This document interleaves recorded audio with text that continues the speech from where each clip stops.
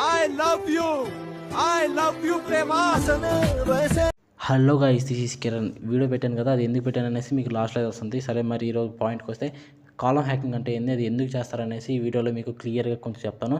మీరు కూడా ఇక్కడ మైండ్ పెట్టేసి కొంచెం కాన్సన్ట్రేట్స్గా వినండి అనమాట. చూస్తున్నా కదా, ఇప్పుడు మనం కాలం హ్యాకింగ్ చూస్తున్నాం కదా, ఇది మంచిగా కాలం ఇలా ఎందుకు చేస్తామంటే దీన్నే కాలం హ్యాకింగ్ అంటాను అనమాట.